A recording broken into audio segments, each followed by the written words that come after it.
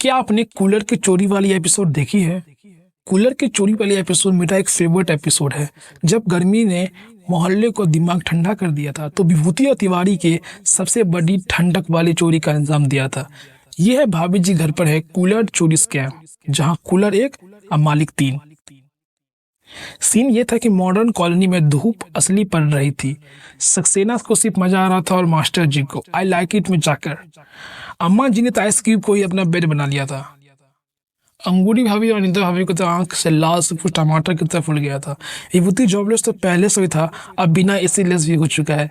और तिवारी जी के घर में गर्मी से जा तो फॉरगेट। सीन 2 में ये दिखाया गया कि जब टी स्टॉल पे टीका मलखान सब बैठ के बात कर रहे होते हैं, टीका ने बताया कि मास्टर जी के पास एक कूलर है। फिर बस क्या, दोनों के दिमाग में ऐसा आइडिया आता है चलो हम इसको ही चोरी कर लेते हैं।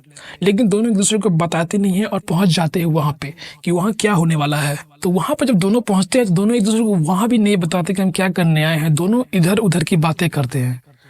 फिर जब दोनों का शक जाता है तो उनको मालूम चल जाता है कि दोनों वही काम करने के लिए आए हैं जो कि वो खुद आए हैं, उनकी कूलर को उठाने। और फिर जब बात सब होने के बाद जब उनके कूलर निकालते हैं तो फिर बात आती है कि कूलर कौन रखेगा। इस बात पे उनकी बहस हो जाती है। फिर इसी बहस को सुलटाने के जब मास्टर जी अपने कमरे से उठ के आते हैं तो पहले मुझे ये बताइए, जब कूलर बंद हुआ होगा तो मास्टर जी को ये पता नहीं चला होगा कि कूलर बंद हो गया है। और फिर मास्टर जी अपनी कूलर का बंटवारा करते हैं कि एक दिन ये और एक दिन ये रखेंगे। फिर तिवारी जी और विभूति उसको उठा के ले जाते हैं और एक दिन पहले तिवारी अपने घर में रखने का डिसाइड करता है।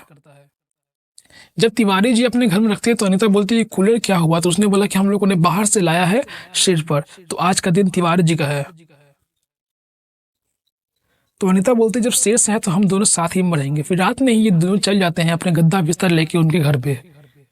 और फिर जब बात होती है तो फिर अगले दिन में उसी टी स्टॉल पर नजर आती है कि मास्टर जी हप्पू सिंह को शिकायत कर रहे हैं कि उनका कूलर चोरी हो गया है। वहां पे टीका मलखान खड़े हुए थे, जिससे टीका मलखान को पता चल जाता है कि कूलर किसने चोरी किया है। और फिर सब होने के बाद जब रात होती है तो रात में जब सब सो रहे होते हैं सब विभूति के घर पे, तो टीका मलखान वहां आते हैं, बोलते कि हमें भी सोने दो।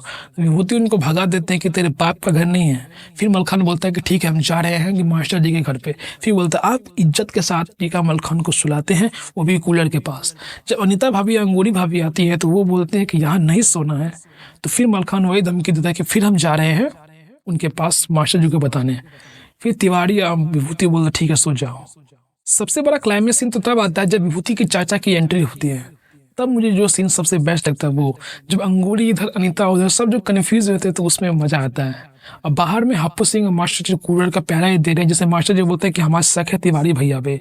और उसकी अगली रात में जब अम्मा जी भी आ जाती है तब तो ओह माय गॉड, वो जो सीन देखने वाला था अगर तुमने मिस कर दिया तो अभी जाकर देखो।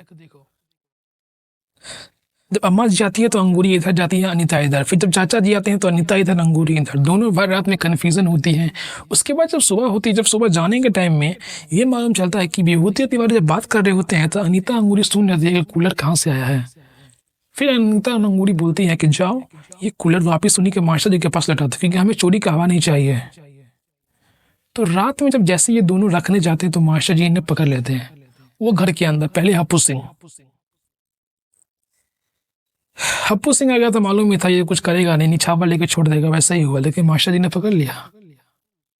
मास्टर जी ने वही अपना फेमस डायलॉग संस्कार नाम का चीज है कि नहीं लगाया और दोनों की क्लास लगा दी और संठी से मार के फिर चले गए।